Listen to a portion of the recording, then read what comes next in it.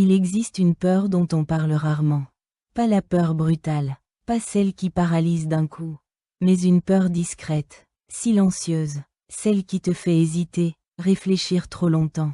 Le monde avance, les autres prennent des décisions, font des choix. Et toi, tu observes. Pas parce que tu es incapable, mais parce que quelque chose à l'intérieur retient le mouvement.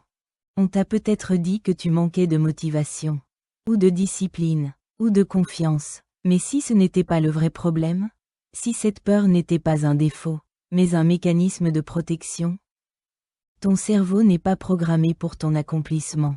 Il est programmé pour ta survie, pour la stabilité, pour le connu. Tout ce qui est nouveau, incertain, exposant, est perçu comme une menace. Même si cette nouveauté pourrait te libérer, alors tu évites, tu reportes, tu te racontes des histoires rationnelles. Ce n'est pas le bon moment. Je dois encore réfléchir, je ne suis pas prêt. Mais voici l'angle mort. Plus tu évites, plus ton cerveau apprend que la peur avait raison. Tu ressens un soulagement temporaire. Et ce soulagement devient une prison. La peur ne disparaît pas parce que tu comprends. Elle disparaît quand ton corps vit une expérience différente.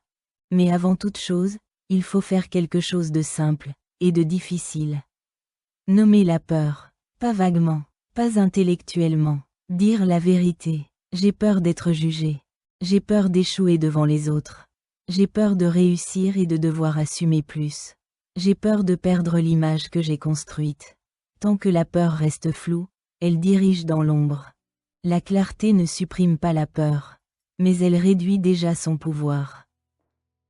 Deuxième vérité inconfortable. Penser n'a jamais calmé la peur. Analyser rassure l'ego, mais ça ne rassure pas le système nerveux. Ton corps ne comprend pas les discours. Il comprend l'expérience. Alors on change de stratégie. On ne cherche plus à faire disparaître la peur. On apprend à agir avec elle. Pas une grande action héroïque. Pas une décision irréversible. Une action minuscule. Presque ridicule. 5 minutes. Un message. Un pas en dehors de l'habitude. Pas pour réussir, mais pour exposer. Chaque micro-action est un message envoyé au cerveau. Je suis encore en vie. Et c'est ça qui reprogramme. La peur diminue toujours après l'action. Jamais avant. C'est pour ça que l'attente est un piège. Si tu attends de te sentir prêt, tu attends un signal qui ne viendra jamais. Ce qui compte, ce n'est pas l'intensité. C'est la répétition. Faire peu, souvent, en conscience, et sans te juger. Parce que l'autocritique est une seconde peur déguisée. Avant chaque action, reviens au corps. Respire plus lentement que ton stress. Redresse légèrement ta posture. Tu ne cherches pas à te calmer. Tu montres au corps qu'il peut rester présent malgré l'inconfort. C'est subtil, mais fondamental. La peur n'est pas un mur. C'est un seuil. Et chaque seuil traversé élargit un peu plus ton espace intérieur. Il y a quelque chose dont on parle rarement quand on parle de peur. Ce n'est pas le premier pas. C'est ce qui se passe après. Tu agis une fois, puis deux, tu te sens mieux, plus libre. Et soudain, tu t'arrêtes. Pas à cause d'un échec visible, mais à cause d'un relâchement intérieur. Ton cerveau interprète l'amélioration comme un signal de sécurité. Alors il te pousse à revenir à l'ancien mode. C'est là que beaucoup se trompent. Ils pensent qu'ils ont échoué. En réalité, ils sont revenus à l'équilibre précédent. La peur ne disparaît pas linéairement. Elle fonctionne par vagues. Et chaque vague est un test. Non pas pour te punir, mais pour vérifier si le changement est réel. Quand tu avances, tu touches à ton identité. Et l'identité résiste toujours. Une partie de toi préfère une douleur connue à une liberté incertaine. Alors elle crée des excuses subtiles. De la fatigue, du doute, un sentiment de vide. C'est à ce moment précis que le vrai travail commence. Pas quand tu es motivé, mais quand tu n'as plus envie. Tenir ne demande pas plus de volonté. Ça demande moins de négociation. Ne te demande pas « Est-ce que j'ai envie ?» Demande-toi « Quelle est la version minimale de l'action aujourd'hui ?» Même réduite, même imparfaite. Car ce qui entretient la transformation, ce n'est pas l'intensité émotionnelle. C'est la continuité. Et surtout, arrête de confondre peur et intuition. L'intuition est calme. La peur est urgente. L'intuition ouvre. La peur contracte. Si tu écoutes bien, tu les distingues. Quand tu évites par peur, ton monde rétrécit. Quand tu écoutes ton intuition, il s'élargit. Apprends à observer ces signaux sans les croire automatiquement. Tu n'es pas obligé d'obéir à chaque sensation. Tu peux la ressentir, et agir quand même.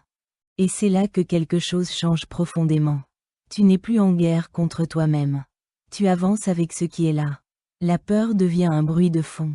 Présent, mais non décisionnaire. Et un jour, tu réalises ceci.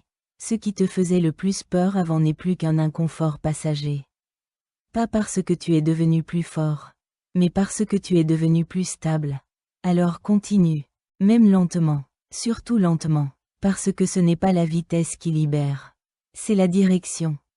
Il y a une dernière chose essentielle à comprendre.